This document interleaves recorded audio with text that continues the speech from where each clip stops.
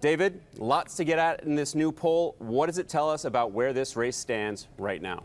Well, it tells us, Alex, that this race stands in an entirely new place right now. Take a look at these top-line horse race numbers in Iowa, the critical first contest. You see Elizabeth Warren has been surging in Iowa. She's at 22% in this poll. Joe Biden has been fading a bit. He's at 20%. They are in a tier, a top tier to themselves. You see there Bernie Sanders at 11%, Pete Buttigieg at 9%, Harris at 6%, Booker and Klobuchar at 3% each. You see that Warren and Biden are in a tier to themselves, and there is no clear leader between them. We should note this is a margin of error, plus or minus 4%.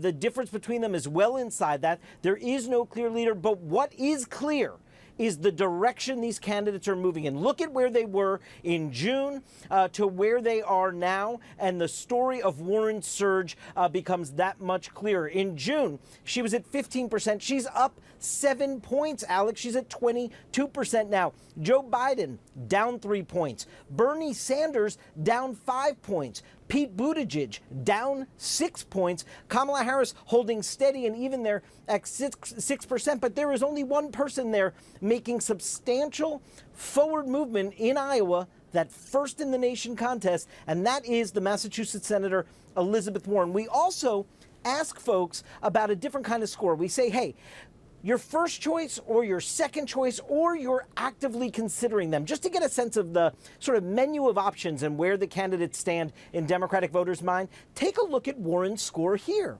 71% of likely Iowa Democratic caucus goers say she is either their first or second choice, or they are actively considering her. Look at that compared to where she was in June. She was at 61%. Again, the only person on this chart, yes, Buttigieg and Harris have ticked up a bit, 3 points there. The only person making substantial upward movement on this score as well is Elizabeth Warren. Biden holding steady. Sanders seeing a bit of a dip. This is all telling us, Alex, that Elizabeth Warren is surging in that first state. Quick word association. I say the word, what comes to mind? Lizzo. Queen. Cats. Life. Congress. Yes! Boris Johnson's hair. Oh, my. Like, whose would you rather get in and zhuzh around, Boris Johnson or Donald Trump? Why would you put me in that position either way?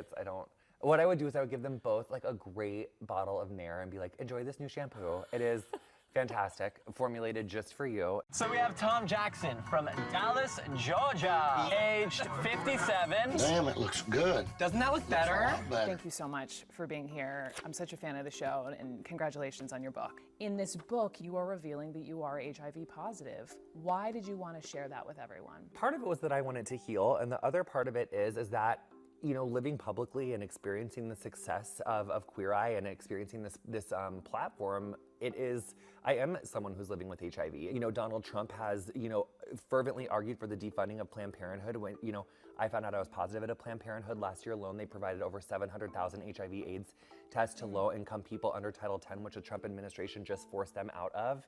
Was it frightening for you to do that? Oh my God, it's incredibly scary. I mean, I'm like sweating in every orifice right now, like sitting, you know, across from, you know, gorgeous Brooke Baldwin at CNN. But it is. But you know, one thing that we always say on the show, and I believe this, it's like we don't grow when we're comfortable. And I think that I've had a long time to get comfortable with my HIV status. I've had a long time to process and heal from the abuse that I endured in my life. And I am ready to share it now. And I am strong enough to deal with like the incredible amount of ignorance that, you know, will come at me. But I also am ready for the outpouring of support and love and visibility that I'm experiencing from all sorts of people. When I'm on Queer Eye working with people that I know have beliefs that don't align with mine, I'm not really talking to them about what beliefs and who they voted for.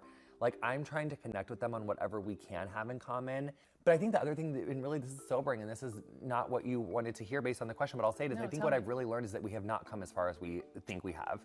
And yes, there are certain shows that are showing more visibility and more diversity, but hate crimes have now risen for 3 years in a row. We are backsliding all over the place. We have a Supreme Court case coming up on October 8th that is literally going to consider like whether or not based on religious freedom, if people can fire people based off of their sexual orientation or gender identity. Yes. So we haven't come that far.